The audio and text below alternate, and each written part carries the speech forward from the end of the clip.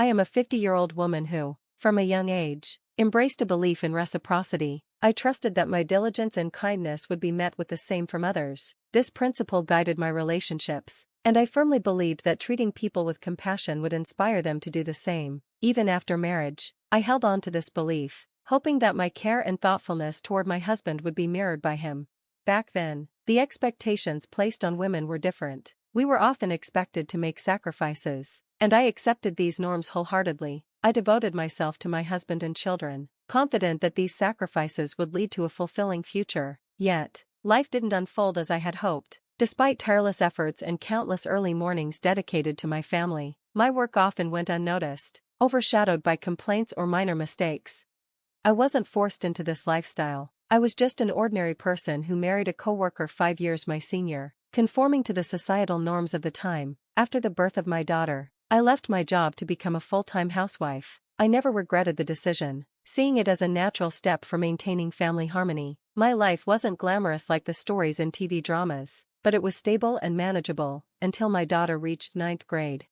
That was when tragedy struck. My mother passed away suddenly from a heart attack. Amid my grief, I discovered my husband's affair. While I mourned, he found solace in someone else, growing distant and eventually demanding a divorce. In those days, divorce was heavily stigmatized. Despite his cold and irresponsible behavior, I hesitated to consider separation. Looking back, I realize how naive I was. Yet, with a daughter witnessing our crumbling marriage, I felt trapped. During a particularly heated argument about our impending separation, my father, recently widowed and deeply concerned, came to visit. Witnessing my distress, he encouraged me to leave with my daughter and offered us refuge. His support marked a turning point. With his help, I saw that clinging to a failing marriage was futile. Overwhelmed by his compassion and wisdom, I agreed to the divorce. In the settlement, my husband gave me $6,000 in cash. With my father's backing, I secured a modest 3-bedroom townhouse for my daughter and me. It became a fresh start, but I braced myself for the challenges ahead. As a divorced woman raising a teenager, I anticipated judgment and scrutiny. My daughter, like any adolescent, struggled with the upheaval and often voiced her frustrations. Yet, I knew I couldn't afford to dwell on the past. I had to provide for her, so I threw myself into finding stable work.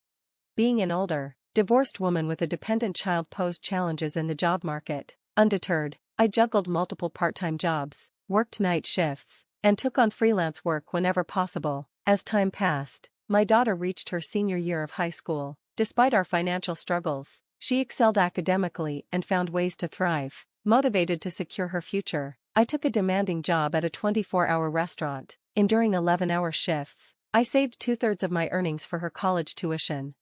Throughout, I faced judgment and gossip, particularly from married men who assumed I was vulnerable, but I persevered for my daughter's sake. The sacrifices were many, but I was determined to give her opportunities one never had. She became my anchor, giving me the strength to endure life's challenges. I clung to the hope that one day, we'd look back on these hardships with pride in our resilience. A year later, my daughter's outstanding academic performance earned her admission to Harvard University. That moment brought immense joy and validation, making all our struggles feel worthwhile. As she embarked on her college journey, I reflected on everything we had endured and felt a deep sense of fulfillment, knowing we had triumphed together. I felt a profound mix of pride and relief knowing that our shared sacrifices had led to such a promising new chapter in my daughter's life. Although I had managed to provide her with an education and a stable home, the emptiness left by her absence was palpable. We kept in touch regularly through phone calls, and during the initial months of her newfound independence, our relationship deepened. Her continued affection and connection were a comfort to me, and I treasured the growth in our bond despite the challenges we had faced. When my daughter graduated from college without financial burdens, a dream we had tirelessly worked toward, I felt an immense sense of accomplishment. I had hoped we might live together again, but to my surprise, she secured a job at a defense corporation and chose to live independently. To support her decision, I took out a bank loan and helped with the down payment for a condo near her workplace. As I aged and adopted a simpler lifestyle, my daughter blossomed into a stylish and confident career woman. Seeing her thrive brought me immeasurable joy, reinforcing the value of my sacrifices. In her success, I found great satisfaction, feeling the truth in the saying that people often forget their own needs in moments of joy. Despite the financial stability I had provided during her college years, her upcoming wedding presented a new challenge. Some questioned why I continued to struggle financially when my daughter was capable of supporting herself. Yet, I was determined to contribute to her wedding expenses to prevent any potential disdain from her future in-laws. My belief that sacrifices for her happiness would bring joy to us both kept me resilient. As she entered the dating world, I noticed a growing distance between us. Initially, the change hurt, but I came to understand that her adult life and relationships rightfully took precedence. I waited patiently, hoping she would mature and reconnect with me, realizing that priorities naturally shift during this phase of life. On her 28th birthday, however, I experienced a poignant moment. I had looked forward to celebrating together, but she told me she had plans with someone named Scott and reassured me that there was no need for any special preparations. While her intent may have been to ease my burden, her casual dismissal of the day stung. Her birthday, a day so significant to me, seemed to be just another day to her. Determined to see her, even briefly, I took the day off work and made an extra effort with my appearance before heading to her office. But what I encountered there left me reeling. In the lobby, I saw my ex-husband with his new partner, people I had long hoped to avoid. How he knew to be there puzzled me. When I tried to call my daughter, she abruptly hung up, claiming she was in a meeting. Feeling bewildered, I turned around and, to my shock, saw her cheerfully calling out to her father and embracing him warmly. Her boyfriend seemed to know my ex-husband and his wife, which deepened my sense of betrayal. It felt as though everyone had conspired against me. Drained and upset, I quickly left the scene. Reflecting on that day, I wrestled with a desire to confront both my daughter and my ex-husband, but a stronger urge to retreat and protect my heart won out. Despite the turmoil, I resolved to continue loving and supporting my daughter, holding on to the hope that time would bring understanding and healing between us. I found myself unable to reach out to her. Then, unexpectedly, my daughter came to visit, announcing her engagement and handing me a wedding invitation. As I read the invitation, my heart sank. The names printed on it stunned me. Though she was my daughter, I felt an intense urge to send her away. How could she treat me merely as a guest at her wedding? Unable to hold back, I confronted her, expressing my hurt at being marginalized during such a significant event. "I'm not just a guest," I told her. "I'm your mother." My daughter apologized, her voice hesitant, explaining that she felt trapped by the circumstances. She wanted to marry Scott, but his parents scrutinized every detail about her. Her revelation left me grappling with a mix of emotions, hurt by her actions, but torn by the need to understand her position. During our conversation, she shared her fears. She worried that my status as a divorced single mother and the struggles we endured might negatively impact how Scott's family viewed her. Her confession stung deeply. I couldn't hide my frustration. I reminded her of the sacrifices I had made, the years of working tirelessly in a restaurant to fund her education, the hardships we had faced together. Her actions felt like a betrayal. Yet, despite my pain, I tried to bridge the gap between us, hoping to find common ground as she approached this life-changing decision. But then she said something that shocked me. She brushed aside our shared struggles, focusing instead on her future comfort. She revealed that her father and his new partner, the very woman who had caused the breakdown of our family, had already met her future in-laws. "The past doesn't matter," she said coldly, "only the present does."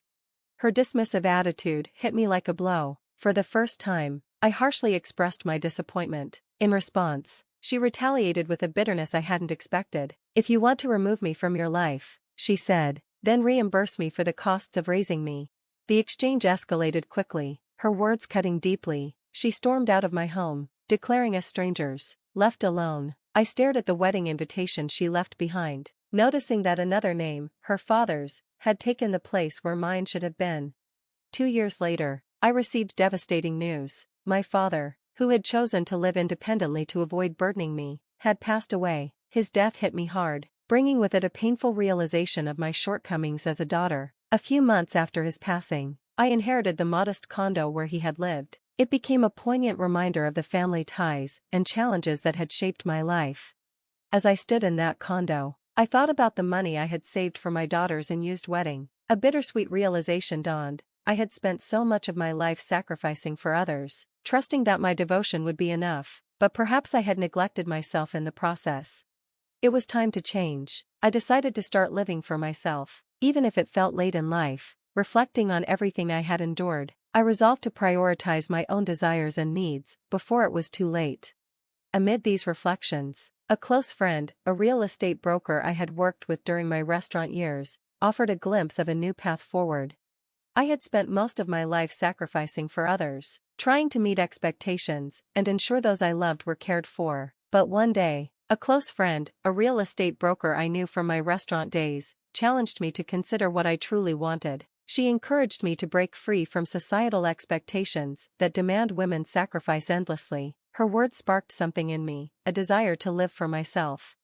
Though I felt pangs of regret for the years lost to sacrifice, a new sense of hope began to grow. Inspired, I decided to take a leap into the real estate business. Using my savings and the proceeds from selling my late father's condo, I studied auction bidding and took a bold step. To my astonishment, I became the owner of a building in a prime location almost overnight. 8 months later, after returning from a mountain climbing adventure, I moved into the top floor of my building, transforming it into a cozy home. I felt a sense of liberation, a fresh start to a life where my happiness took center stage.